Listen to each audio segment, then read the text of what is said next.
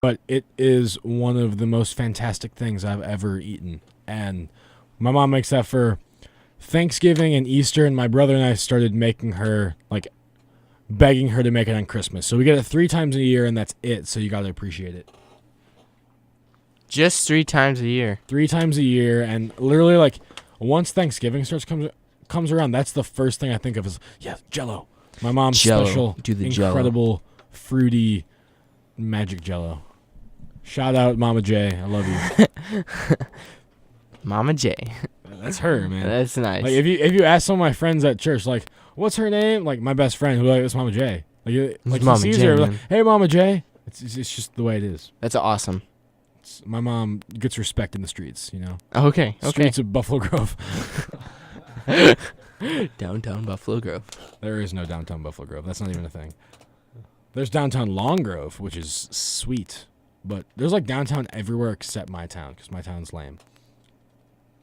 Loving on the hometown there. Okay. I love you, Buffalo Grove, but get a downtown. So, how about traditions? You had asked that. For me, a cool tradition my family does, at least I think it's cool, is we all kind of write, like, prior to Thanksgiving Day, we each write, like, a letter of thanks.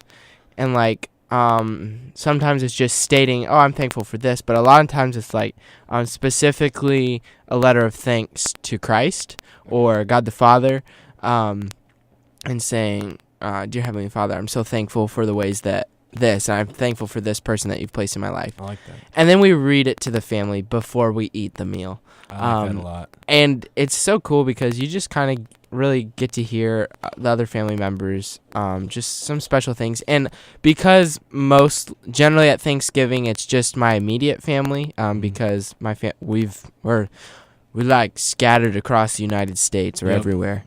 Everyone in my family used to live in Illinois, and everyone left but us. Okay, so you know what I'm saying. Like, so well, except for now that I'm at college, but before I was at college, we all lived together, and so like I knew what they'd gone through. I knew the specific circumstances, and so to hear the ways that God taught them something or how they're thankful despite such a difficult circumstance is just really powerful and special. So that's a cool family tradition. For sure, I like that a lot. For me, it's similar, but it's just a lot more informal. Usually before the meal, we just open it up in prayer and go around the circle, around the table, and let everyone open up a little and just share what they're thankful for, whether it's, the people sitting at the table or something else in their lives, and bring that in front of each other. And I like it a lot. It works out really well. Yeah, mine is also very similar to Lucas's. We'll just gather in the living room, usually before the meal. I think sometimes afterwards, depending on who all shows up. But we'll just have like a prayer, and then we'll go into like what we're thankful for. And Thanksgiving is great, Amen. especially now because I'm in college. I like can't wait just to see like all my family members, since we've been away. And you mentioned something about family being like scattered all over. I kind of know what that feels like now because we moved away in 8th grade and it was harder to like get in touch with everybody. And now there's like, plans are in the works that more people will be moving. So this is probably like one of the last times. This is probably going to be a really special Thanksgiving because, my family is going to be, there's going to be some changes. And especially now that like all the kids are in college and, the times are changing, but it's all for the better. So can't wait for Thanksgiving. That's good. Yeah, and now that we have our Facebook page up, if any of you are listening, I'll pull that up. I don't know, we could maybe pull that up, and you could maybe comment on the post. I posted, I was like, hey, we're going live at 4 o'clock today, and we're going to talk about X, Y, and Z. Not X, Y, and Z, other topics, but just comment in that box and say, hey, this is a cool family tradition, share it, and we will read that off to the 3 Guys and a Mic audience. How small or big you may be, we have no idea. But we love you. Yes, we love you even if there is nobody listening. We and still we love are you. thankful for you. But if there's 1,000 of you or 10,000 of you, we still love you, even though we can't possibly know all your names. That's the ironic part about pop culture, isn't it? Like, oh, I love my fans. You don't even know their names. Like, how's that work? You do appreciate them You because, appreciate without them. them, you got nothing. But then as, like, somebody, like, when they say that, I'm like, oh, they appreciate me. Like, and you think individually when it's Right. really not you individually. It's you as a collective. Yeah. It's just an interesting. And even if random we thought. have no one listening, we still love each other. And the we show love will this go on. facility and the fact that we can Absolutely. have such clear-cut, wonderful audio for people to listen to. Right. It's available. It's at our fingertips. Especially It's like at as your As fingertips. freshmen, or it's like, hey, let's do a radio show. Yeah, remember when Matthew came in? I think that was the lost episode, which Probably. we still need to figure out how to put onto Facebook. But he was just like, the fact that you guys are freshmen and you can just come in here and have a radio show is just, he was shocked. It wouldn't be a proper Three Guys and a Mic episode without mentioning the lost episode, because I think every single time there's always something lost that goes back to episode. that one episode that we didn't do live, but we recorded. We had We're a just great time. We're going to talk about the lost episodes for so long, and everyone's going to want to hear about I it, don't- but we're just not going to post it. I don't even remember like what we talked about on the lost episode. Because to we be didn't honest. talk about anything. Yeah, it was like just all over the place. Yeah, you It guys was might great. be glad that episode is lost just because It's lost for a reason. It was probably the most fun, though. we had a ton of fun. And we have a ton of fun now. So, Talking about the lost episode. we should move on to Landon's portion of the show that I'm Oh, pumped to goody. hear. Because today he's like, dude, did you know that there's going to be a live-action Beauty and the Beast? I was like, I Oh, heard yeah, about yeah. it. And so... I did. I specifically mentioned that to you today, and I saw the trailer, but that's about it. But it's really cool. It's live action Beauty and the Beast. It's done in the style of like, this is a bad example, but those Alice in Wonderland movies that have come out recently. You know, you had the first one, you had Oh, yeah, one yeah. Through the Looking Glass. They're not great. They're a little weird, and especially, you know, Johnny Depp's in those strange roles as the Mad Hatter and stuff. But it's done in that same style where it's more of a, well, like a live action type of way. So you got real people, real actors. Of course, there's heavy CGI involved because of the characters that are included in that, you know, classic Disney animated tale. But the trailer gave us a look at, you know, Belle and like Gaston. The Beast himself was there, which is really cool. He's got a really interesting design.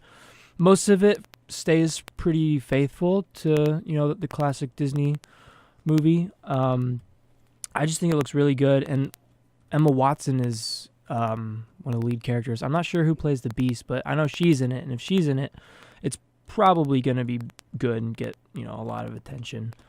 Oh yeah, and Ewan McGregor, who played Obi-Wan Kenobi in the Star Wars prequels, and I'm sure he's had other roles since then, but most notably he's in the prequels of the Star Wars movies. But he's playing, I think, help me out. There's the clock, there's the Candlestick. candlestick, the teacups. He plays either the clock or the candlestick. I'm not sure their names. Are those I don't CGI'd remember. or yeah, those... they're CGI. Oh, okay, so he's voice acting basically. Yeah, a voice actor. Or is it that technology where they have you put on a suit? I forget what it's No, called. I It's don't not think like so. It could be like motion capture. That would be cool. You wear the motion captured. the gray leotard with the Yeah. dots all over you, which is really interesting technology, by the way. I think that is how they're doing the Beast. More That than would likely make that sense, is, yeah, yeah. because So they've pretty much perfected that. for now. all you non-technical film viewers, and even if you are a technical film viewer like myself, I did not know about this until previously this year by my good friend Evan David. Again, shout out to Strangers and Aliens podcast. Look it up. Smart men over there. Evan David explained this to me. Basically, motion capture is a really neat way of making CGI realistic. So in The Hobbit, That's the dragon, pretty much it. Yeah. the dragon is actually somebody acting. So his movements, that's not just, oh, I think this is how a dragon moves, let's put it into a computer. It's someone's actually getting recorded on camera acting like a dragon with a Yeah. special suit on that records all his movements, and then they can translate those different like specific joints on the person's body and go, okay, this is where it would be on the dragon, and then they make it work. It's incredible technology. Yeah. And actually, a former Taylor student has been making it semi-big on YouTube for his GoPro Jedi movies. Oh, really? Short films, I should say. That sounds cool. It's like 10 minutes. It's really, really, really neat.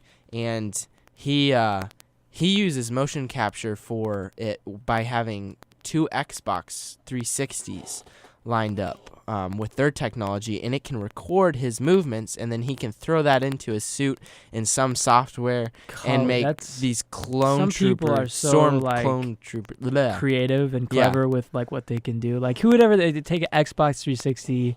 It's What is insane. he just moves in front of it, or Yeah, does so something capture his he movements? moves for these stormtroopers, and then that way he can play like all 50 of them or however many there are in the film, Wow. doing different motions, and then throw them on the screen. So I that remember. way, there's only a couple actors. I remember like one of my most prominent movie-going experiences was, I'm sure for many it's similar, but Avatar. Remember that movie that came out by James Cameron with like Sam Worthington? It was the blue people on the planet.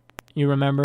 I haven't seen it. It was incredible, and it was like a huge deal. It's got like, for a time, it was like the #1 box office grossing film, but it's huge. Anyway, that's where I remember most where CGI was being used to capture like real human movements and emotions, Yeah. especially like face work, because these actors are playing these alien creatures, but you have to like you have to know that it's also that actor who's doing it. It's not just like voice work. It's like there's specific patterns that they put on their faces to capture the movement, the muscles, the eyes, the mouth, because like all that's important when you're acting. And if you don't have that, it's a cartoon.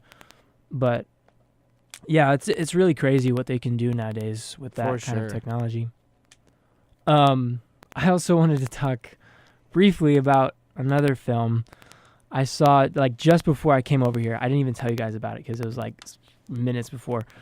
But it's a King Kong movie that's coming out. Did you see the other King Kong movie that came out, directed by Peter Jackson? It was in like 2010, 2009, something like that. But it starred like Jack Black. It was crazy. But there's another one coming out, and it's got Tom Hiddleston and Brie Larson, John Goodman, and Samuel L. Jackson, and also John C. Reilly. And fun fact, 4 out of the 5 of those actors I just named are in a Marvel film. So just it's kind of funny. The Marvel Cinematic Universe is so huge now. There's like somebody who's been a Marvel character is just, you can just, oh, that's Nick Fury or that's Loki, it's like, and Brie Larson's going to be the Captain Marvel for one of the upcoming films. But I saw this trailer like 5-10 minutes before the show started, and I won't be watching it because there is a giant spider in it. Oh gosh. Yep. So that's a pass for me. I can't do that. But and yeah, there was Peter like Jackson and spiders. no, directing? this one's I don't know who this one's directing directed, this but one? the one that came out earlier, like in 2008 or 10 or whatever that was. I was gonna He say. directed that one. I'm not sure who's directing this movie, but it's called Kong Skull Island. It centers like on the island where this huge giant ape thing lives, and he is huge. There are shots where he's just like plucking helicopters out of the sky with like his hands.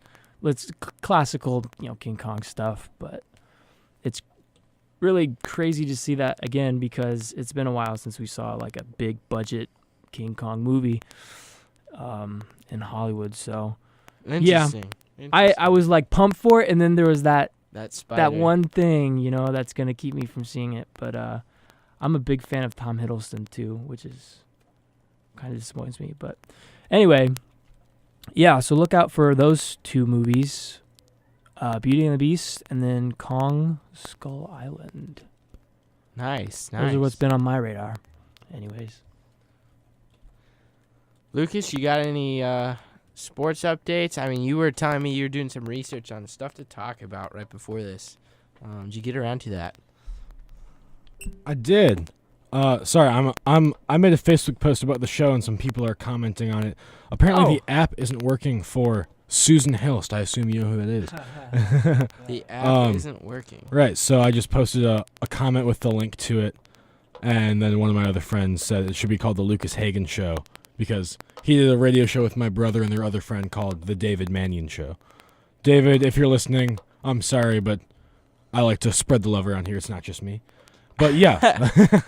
If you go onto wtur.taylormedia. Well, actually, they can't hear me if they can't. So, duh. But anyways, yeah, check that. Just the website. And you should be able just to listen there. So if the app's not working, just go into like Safari or something. Yeah. I replied to her comment and I posted a link to the website if she can get to like an internet browser or something. But yeah, I do have some things I would like to talk about. I have my own ideas. But so some sports, there are a variety of outcomes Taylor sports in the last week. We'll go just from this past Saturday through yesterday. It was all not baseball. I was about to say, wait a minute. Basketball and football. All basketball and football. So our last game of football of the season was this past Saturday, playing at home against Trinity International University, and unfortunately finishing the season with a loss, losing 14-17 to Trinity International. Kind of leaves a bitter taste in the mouths of everyone. But we had a solid season. Nothing too big to complain about, and unfortunately ending on a loss. But it's all good. There's next season for sure. I know I have a lot of friends on the football team. They're already doing some hard conditioning, getting ready for the next season. And then basketball, we had women's and men's basketball. On Saturday, women's basketball played against Weber International. They went to Florida. And, oh wow! Yeah. To Babson Park, Florida, and the game went into overtime, tied after regulation, and unfortunately we lost 70-75. But I mean, going into overtime, it couldn't be any closer. And away too. Yeah, that's impressive. Going to Florida, playing in overtime, that must have been super cool. Even though we didn't get the W. And then men's basketball on Monday. Actually, both teams played on Monday, and both were away games. Men's basketball continued their winning ways and beat Davenport University, who's actually ranked third in, I think, NAIA. And we beat them 86-81, which is sweet. The men's basketball team, if I'm correct, is undefeated. They are. I actually talked to Tim. Tim Fleming. Shout out Tim. Fleming. He's a stud. Cool dude. Lives across the hall from me. He said that men's basketball is now 7-0. Yes, and sir. he said the win was actually very impressive because last year they had a really tough time winning away. Okay. So they're 7-0. They beat Davenport, who's ranked number 3, and they beat him at Davenport. So shout out to men's basketball. My guys on my floor, we got Mason and Ryan. They're just tearing it up. Yes, sir. So shout out to them. Go Dads. And then also on Monday, women's basketball playing in Florida also. So they're in Florida, I guess, for the weekend. Well, through Monday, Saturday to Monday. I know they left That's the on way Friday. to spend your Thanksgiving. Let's Go be to honest. Florida. Shout out to Desiree and Josh Lane. They're going to Florida for Thanksgiving. Because they live there. Right. Because they're getting kicked off campus and they have to go home, catch that flight. But women's basketball, unfortunately, going to Florida, we lost to Southeastern University 56-82. Oh. That's unfortunate. It's only a 30-point loss. Only 26 points. It could be worse. Could have been 40. Right. It could have been Gosh. 40. Landon sees the bright Thanks for side. the optimism. Thank you, Landon. Landon. Hey, it could be worse. I mean, They kind of guy. probably want to kill us Yeah. now. we're gonna get beat up by the women's basketball team. I can see it happening. And then 20 years from now, remember that time when the women's basketball team beat us up Because we talked because about we them on were the radio. talking trash about them? We're not even talking being trash. positive. We're not even talking trash. But I know what it's like. Could have been 40 implies Yeah. that they It's not fun. right. normally play a lot worse or Yeah. something. But hey, on the bright side, on Monday, men's basketball team coming back home beat Ohio Christian University 85-64. There we go. So our men's basketball team showed them what's up. And then, so kind of a big deal on Saturday, this coming Saturday, in 2 days, we have the NAIA National Championships for cross country. Oh, And I have a friend that is going to be in there, Taylor Blumel, shout out. She's actually already there, I'm pretty sure. I think she actually might run tomorrow. That's what I heard. But they are super excited and also super nervous. Winning, bet. especially for the women's cross country team, winning the Crossroads Championship and men's getting second. That's impressive. We are gonna definitely represent at nationals and hopefully win. Are both teams going? Both teams are men's there. and women's. Men's teams? and women's are Wow. both at nationals in That's Elsa, super Illinois. exciting. I don't know if you know where Elsa, Illinois is. I don't. I don't either. I bet Alright. Anna knows. Who? Shut up. A Frozen reference from the film major. Just let it go. Hey. That's way too easy. Bringing it back. Goodness. missed half of that. Hey, there was an open door, so I took it. Hudson Farrell, everybody. You can tell he's back, can't you? I'm back, guys. I missed it so much. He missed just making Lucas speechless. If there's ever dead air, it's because Hudson said something, and Lucas has no response. He made a Frozen And I don't reference. have a mic. Landon doesn't have doesn't- he's talking half the time, just you can't Right. hear him because And when Landon's talking, I'm talking over Ghost here. commentary is what I'm calling it now. he's calling it ghost commentary. We should just have a lost episode of audio for me and Landon's missed comments. That would be really funny, actually. Just a compilation of comments. But, other than those, next weekend, a lot of basketball. We're going to be a lot of basketball at home. Next week, we actually only have the only athletic competition for next week is on Tuesday. We have basketball against Bethel College at home for both teams, which is going to be big. It's Camper Appreciation Day on Tuesday. So be there or be square. Yeah, I just said that. I guess it is Thanksgiving week next weekend, so it makes sense why there's nothing else. Just put that together. But we also have Good for you. basketball. We have Good a for home you. game. Thanks. Home game at 1 on Saturday against Robert Morris University for women's basketball team. Be there. It's going to be cool. Hopefully they can get some redemption after that tough loss in Florida coming back home. Get some momentum again for that Wednesday game. That's going to be key. But that is our sports. And then I did have one other thing I wanted to talk to y'all about. Before the show, I was reading an article on a website called The Art of Manliness. I don't know if y'all have heard of that. It's actually like a super big blog, and I love it. It just talks about all sorts of things. Are you kidding me? Of course. Wait, Landon, you got to repeat that into the mic. Yeah. Now the magic's gone. What is this article called? It's a website called The Art of Manliness. I don't know if you've heard of it. Yes, The Art of Manliness. I have heard of this website. I go on it every single day. Although I didn't know what it was called, so. But yeah, that's Doesn't okay. have the magic. No. Yeah. Had The the ghost ghost comment. commentary is the best commentary. We just need a third microphone.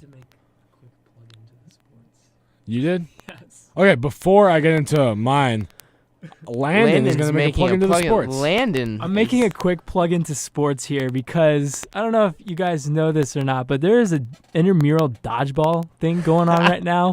Sigma Beta! It's lit. I don't know if lit is still a thing, but it's pretty lit. Anyways, yeah, so I'm part of the Sigma Beta group, and we are killing it. We're 2-0. We beat the Spiders, I believe they're called. I think they're the soccer team, but we beat the Spiders. Did you step on their then- moment? Did we? Maybe. I don't know. That's Marvel. I'm just trying to Marvel support my quote. team. Anyways, and Foundation. So shout out to Sigma Beta Dodgeball team. If any of you guys are listening, good job, fellas. Let's keep it up. We got a game at 8 today. It's not, I don't know if it's a thing you really come to watch dodgeball, but if you want to, we're going to be playing. It's in the KSAC, so we're having a great time. So good job, fellas. And to all those dodgeballers out there, keep on dodging. My co-ed soccer team made it to the semifinals. So shout out to Good them. job. It was so. I hope you guys I'm have more into the- success. I'm sore from it, dude.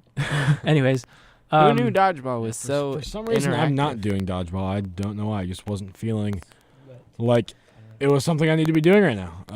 need to get money so that you can be on the dodgeball team. Well, I have Call money. I just- 1-800-555-5555.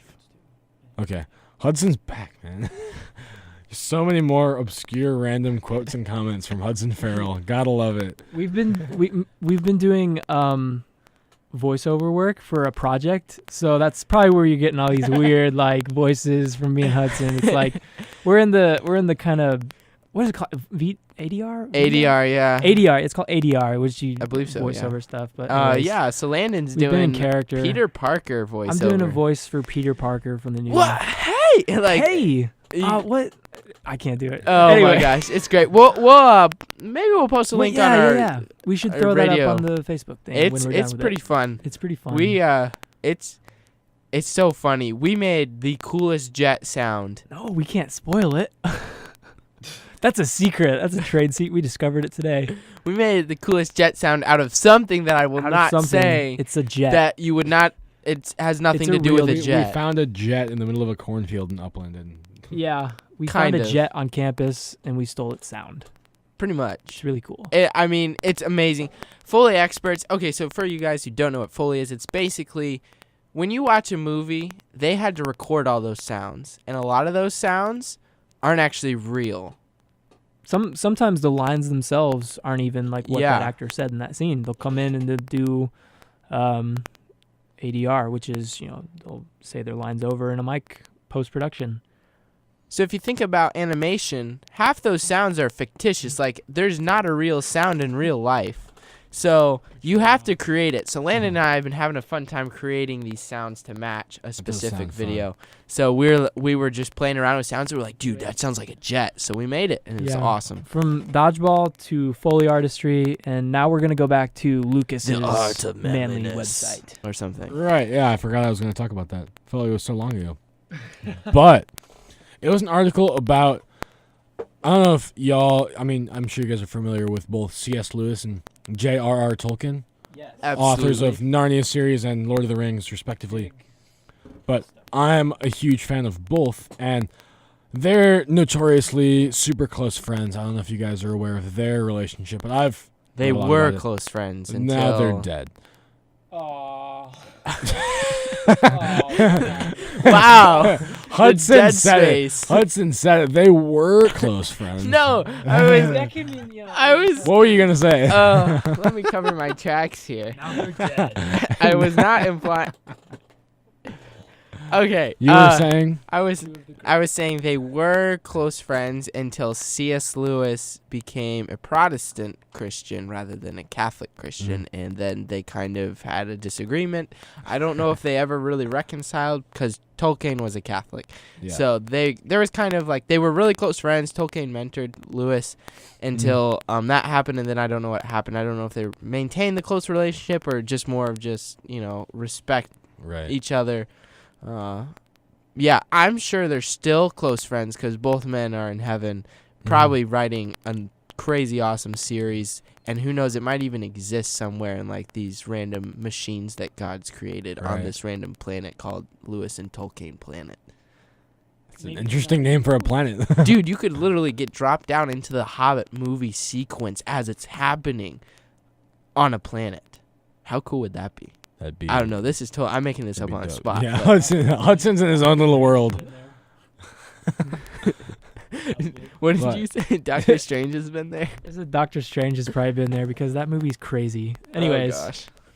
Anyways, Art of Manliness. So it talks Sorry. about like the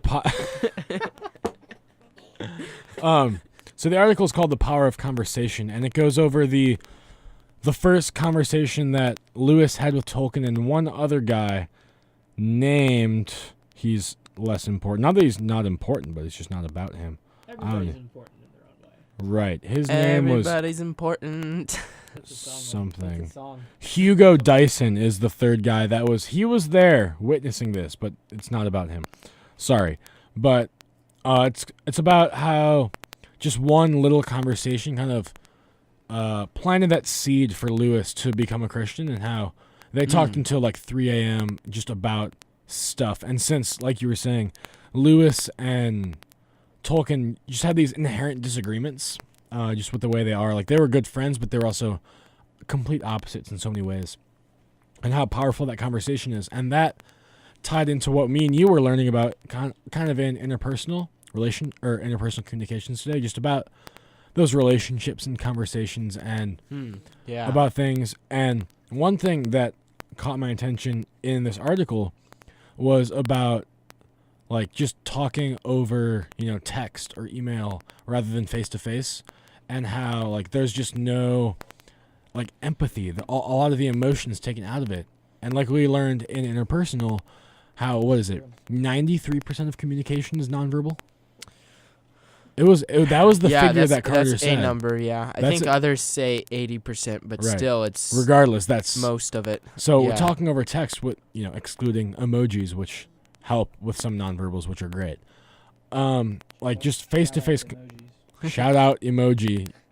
Dope. Ghost commentating by Landon. Yeah, if we can get sponsored by emoji. By emoji. This is 3 Guys in the Mic, sponsored by emoji. That'd be sick. This is 3 Guys in the Mic, sponsored by emoji. Sponsored by the smiley face emoji. You're right. We should have Ding. an emoji of the week. This is Hey, emoji Even- of the week. Ghost commentary. Posting it on our we're Facebook off page. topic. Back to manliness. I like where this is going though. Yeah, but Yeah, this is, there are some things at the bottom that I can list off that we can talk about, but it's saying that there are like a few elements of good conversation that are kind of essential in order to develop those relationships. And the first one listed is time. And so I can just read part of this. It says, Oh, interesting. so it talks about how like in text, it's so convenient because it's so efficient, and how you can edit your message so that you're saying exactly what you want to say, but how that takes so much of the emotion out of it. Like there's not that impulsive response. They can't see your reaction to what they say. Spontaneity. Right. Spontaneity. Spontaneity? Is that- Yes. that's Spontaneity. what I'm trying to say. Yeah. Spontaneity. Sound it out. Sound it out. Right. But it says, good conversation does not operate on the principle of efficiency. It needs to be open-ended, without chronological parameters or set agenda. And I've found that with friends, that a lot of the best conversations I have just kind of happen. They have that spontaneity, Yeah, as sure. Landon's trying to say. Like, rather than saying, like, hey, we have 15 minutes to talk, like, you're saying, hey, let's talk. And wherever it goes is where it goes. And one other thing in here that I would like to find, I don't know if I can find it, but everyone talks about, like, having, like, talking with your phone, because this is a very technology-filled world.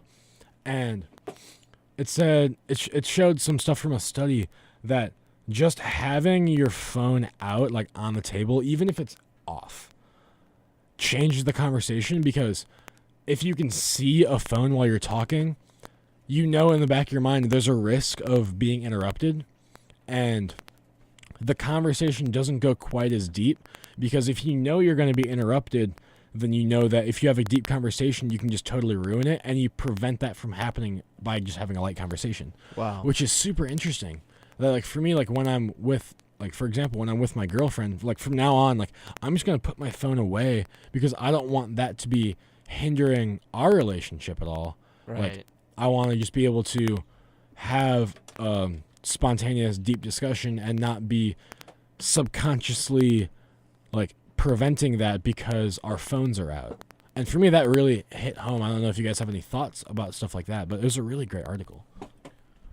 Landon Oh, here. gosh. Landon's got some Computer. thoughts.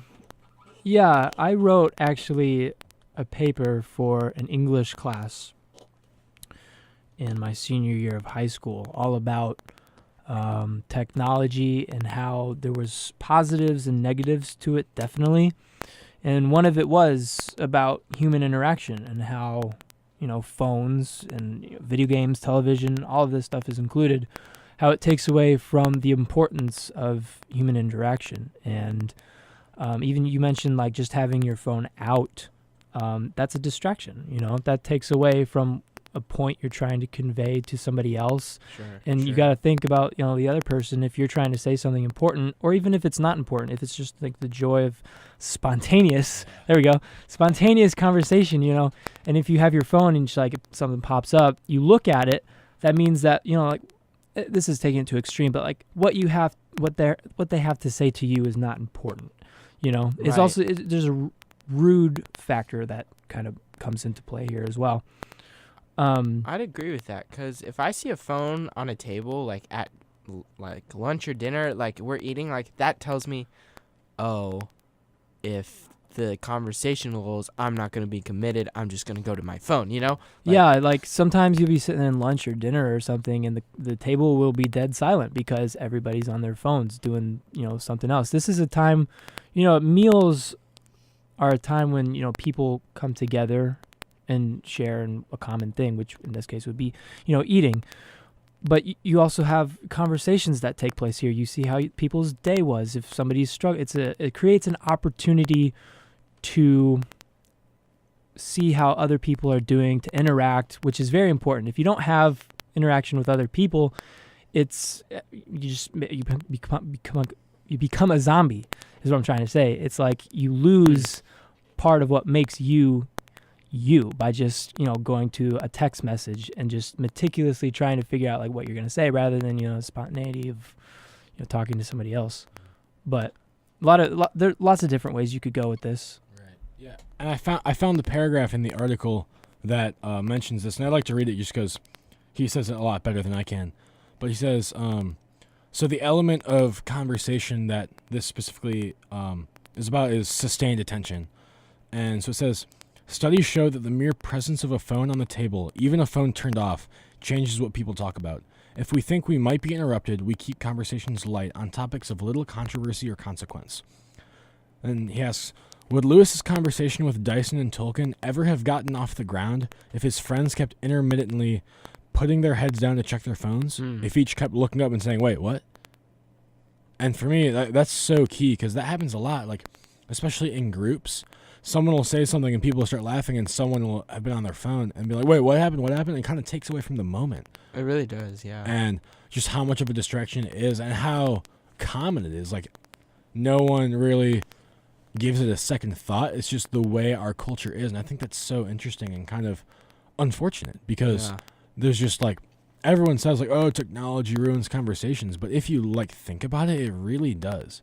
And for me, like, that's something after like reading this and talking about it in interpersonal communications, I'd like to be a little more deliberate about because I don't want to have my conversations with my friends hindered because of just my phone being out, even if I'm not using it. Like, if I'm not using it, might as well not even be able to see it, Sure.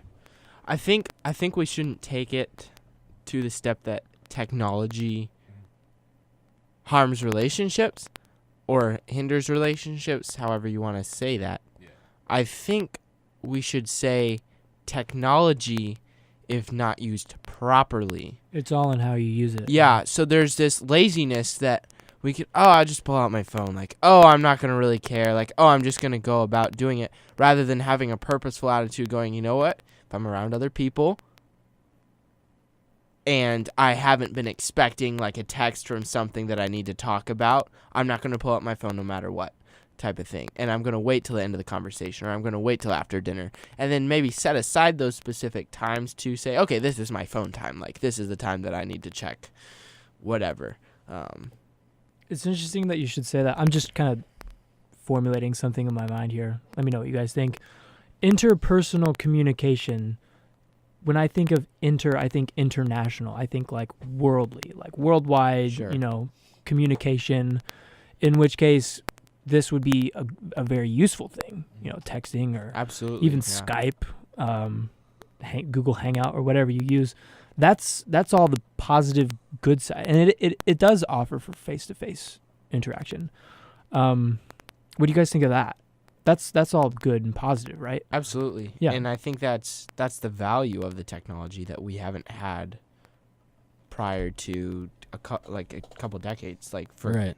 in the 2 decades ago. Nah, like maybe it's 3. I don't know the numbers exactly, but very recently, our generation basically is the technology generation. Right. And because like that's where all of these issues, it all stemmed from, hey, like let's be able to contact more people and like even when we're not with them. And the way I like try and view it is it's simply like too much of a good thing. Is like it's all in itself like is helpful and it's definitely absolutely beneficial and I love it. But if like you were saying, if you just don't use it appropriately or if you use it at the wrong times, it can become harmful. But it's I wouldn't go as far to say is it like technology is inherently harmful to relationships, Yeah, it's like any good thing. Like food, like, is a great thing. It's a useful thing. It's a needed Absolutely. thing. Technology arguably is a useful thing. Whether or not it's a needed thing, you could make a strong case one way or the other. But Yeah. basically, what I'm trying to say is you can abuse those things. Mhm. And I think especially in this culture, we abuse our phone. And a lot of it's insecurity. A lot of people use their phone to avoid communication with each other. Or also to avoid communication or to look like they are communicating with someone. Right. Like, if I'm just like, you know what, I don't want to talk to anybody, what do? I pull out my phone. Am I actually communicating with somebody? No, I'm just looking at my screen pretending because I don't want to. I want people to think that I'm communicating or to avoid being able to communicate. To look like I'm busy. Yeah. And, like, when I'm For walking one to reason or another. classes, sometimes I'll check my phone. Or And that important. I miss those. Like, Landon almost missed the mic there. We only have 2 mics. It would be terrible if I were to like throw this across the room, which I almost did. But like, Anyways. if I'm walking to classes, I will need sometimes to pull out my get phone this if over to you. I don't want to feel awkward when I. Can you guys like not? We need to knock get over it the together. knife? Oh my God. Anyways, for the third Leave time. it to me to ruin good conversation, fellas. I'm sorry. Technology is ruining our good conversation. Yeah, technology, the mic, the computer, it's ruining everything. But I will take out my phone sometimes if I'm like, you know what? There's a person walking towards me. This is going to be awkward. We had that awkward eye contact. Pull my phone out. Yeah. Now I don't have to look at them. You It looks mentioned like I'm something busy. about, pulling your phone out when you're not busy, and it also shows like social media, like popularity and like how people view you is all incorporated into like how many followers you have on Twitter, how many Facebook friends, and if you don't have any, though, that makes you feel like, wow, people don't care about me. What is that all about? There's so many ways you could go with this. But it boils down to like how you use it and what you're using it for. Yeah. really. And being mindful of it Yeah. and mindful of the ways that you're using In it. anything, there's positives and there's negatives. For sure. Thanks, Lucas, for bringing that up. That's really interesting. I'm taking interpersonal next semester. Oh, cool. So I hear great things about this class. If you can get Zach Carter. I don't think he's teaching it next semester. Really? Yeah. Bummer. Carter's the bomb. Shout out to our teacher. You're cool. Dr. Zach Carter.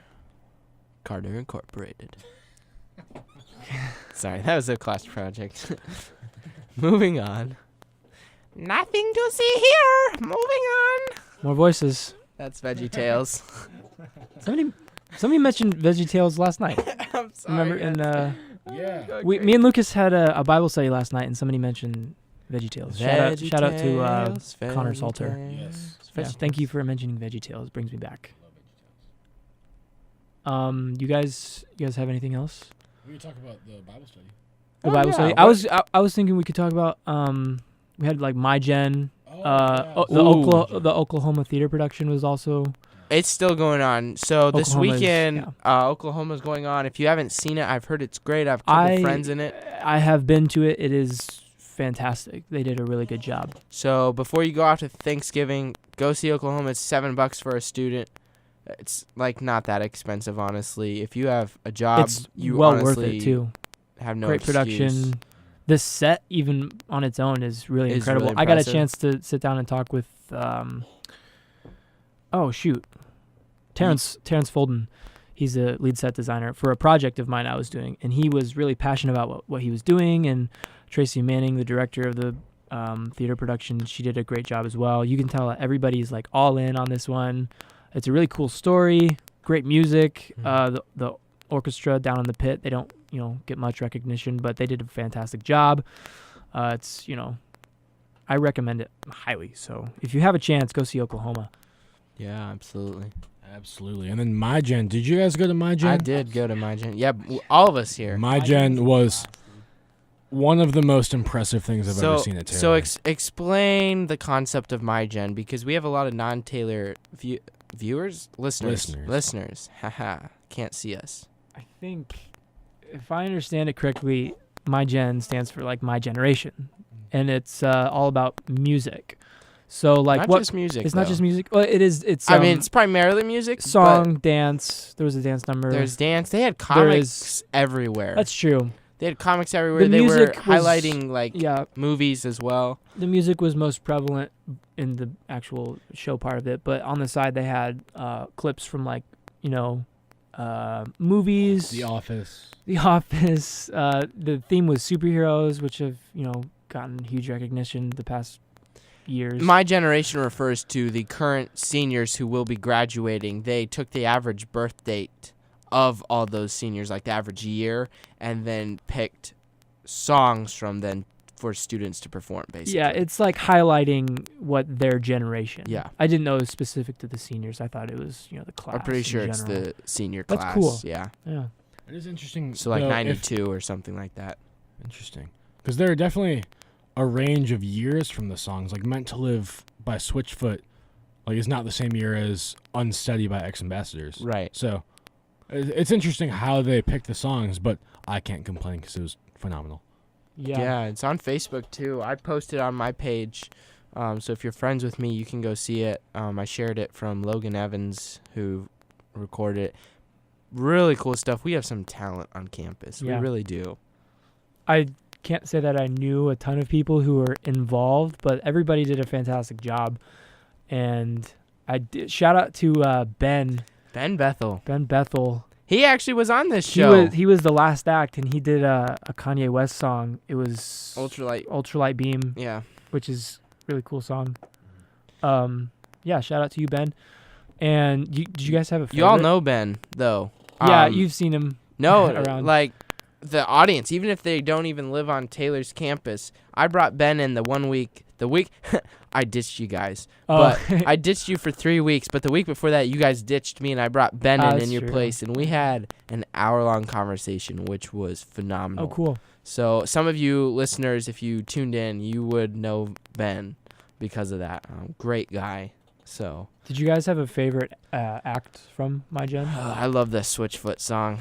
They got Very into surreal. it so much. For me, the one that's kind of stuck with me, it was either Dancing on My Own or Fix You. The guy that sung Dancing on My Own was phenomenal. I don't know. I've never seen him before. And for me, I'm wondering, like, why is he not a chapel singer?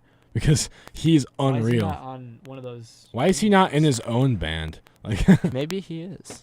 that's true. Maybe he does have a That's band. why we don't see him. He's off performing live tours everywhere. Yeah.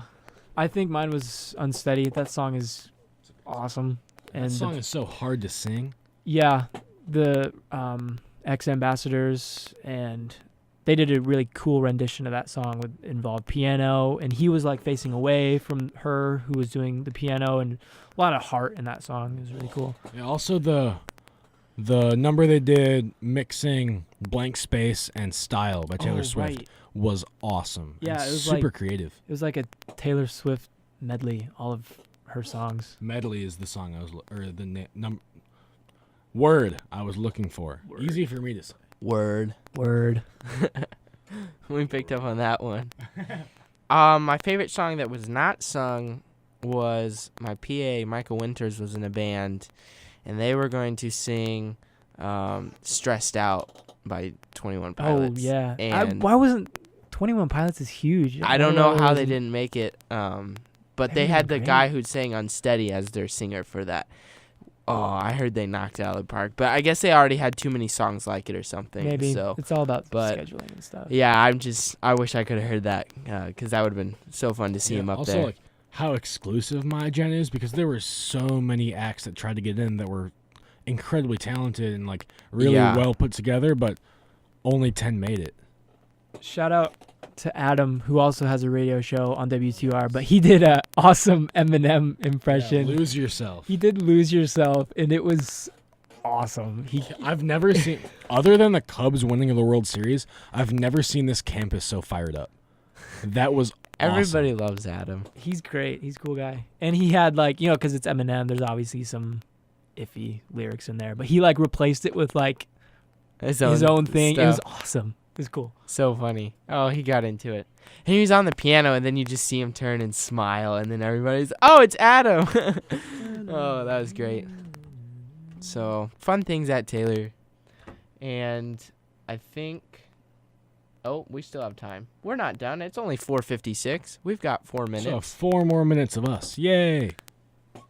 So, Guys, did you ever watch? This was like 3 years ago. Cartoon Network had like a special for like DC shows. huh. There was one called Young Justice. I heard of Focus- it. Yeah. Focus on like, Robin, Kid Oh, Flash. aren't they bringing that all back? those shit. They're bringing that back. I'm so excited. It's gonna come to Netflix, I think. Hopefully, Netflix just gets all the good stuff. Yeah. So Young Justice season 3. If anybody out there's listening who loves that show as much as I do, it's coming back. Evan David So does. keep your eyes and ears open for more His news. Facebook page has been blowing up with Young Justice. Young Justice is great. It's worth it. Yeah. Worth it. Sorry. I'm back. Don't you love it, guys? Hudson's been just waiting to get back, especially after last week because he thought he was going to be here. I was gonna, and then I get out of the Spanish placement test. I look at the time, I'm like, oh my gosh, it's 4:40. There's no way I'm gonna get on time. Nice catch. Those Peter Parker reflexes. I'm The embodying mic just tipped over again, and Landon just snatched it up Just right like before it quick- hit the glass. quick hands. Dodgeball. Oh, dodgeball too. Oh, Quick Peter hand Parker dodgeball. playing dodgeball Dodgeball's a would great one. suck. Oh, let's do that. I'm not. If you could any- pick one superhero to have on your dodgeball team, who Hulk. would it be? Hulk. No, dude, Hulk would like smash I would, you. yeah, I'd go for more like agile characters. That's true, Hulk that's is a true. huge target. That's true. I bet he could catch though. throw, probably. But he would get everyone out first. He would destroy the building. Yeah. Ah! Spider-Man would be Throwing good. rocks. Like, I feel like man. I feel like Black Panther would be really good Ooh. because he's just so Ooh. ridiculous. Dude, actually, you have a point. He's got those claws that can just snatch the ball. He Right. just sticks him up, and the ball gets stuck on. And I his feel like you just wouldn't be able to hit him. Yeah. Just have like a superhero dodgeball game. That'd be a great like video game. I can or see that movie. being like some kind of short. Tony Stark Yeah. would not do well in dodgeball Why? because he's so clanky. Like I just don't think. You can just Depends fly on what around. suit he's in, I guess. Yeah. If you can just fly around, you can't really hit As him. Iron Man, I don't know how he'd Okay. do. I mean, Yeah. he wouldn't have any advantage just as himself. Or a shout out. I just got a text. My sister brought up a good idea. Flash. You can't hit him. Oh, That- You man. can't how touch did we- him. How did we not think? Can't of touch Flash? him. I have a You can't Flash hit him. shirt on. Yeah, dude. How'd You you do. not see this? I did. I was gonna bring it up. I am wearing my Flash shirt, Mom. I told you I do wear it. I love you. It was Shout not a out waste to of Mama money. Jay. I got a Green Lantern shirt before I came to college. I was like, I need some kind of just basic superhero tee, just There you go. to walk around in college with. It was like, I don't need this, but I do need it. You might not think you need it until you have it and you realize you wear it all the time. Yeah. Flash is a good answer. Flash is a really good answer. That's probably top answer. Flash and Black Panther. Who would be bad at dodgeball? Let's think of people who Maybe would be just- the Blob. Do you guys know Blob? I've heard of Blob. He's more of a super villain, but he's like huge and he's a blob basically. I feel like the Joker would just be everyone's target. Yeah, if the Joker was out there. Get him out. Batman would be pretty good at dodgeball. Batman's good at I everything. feel like Daredevil would suck. Ant-Man, you can't hit him. He's That's just too true. tiny. Ant-Man. You can't That's hit a him. great. Daredevil's And then he would blind. pop up and throw it. Yeah, just out of nowhere, right next to a ball and just wreck you. Well, we unfortunately are out of time, so as I slowly slide up the music, let's peace out. Hey, there's Ben Bethel right outside the window. Shout out Hey, Ben you got a Bethel. shout out, Ben. So we have got to let you guys go. We will not be here next week because we'll be eating turkey, as Yes, we hopefully will. Yeah. you will too. So love you guys. See you in 2 weeks.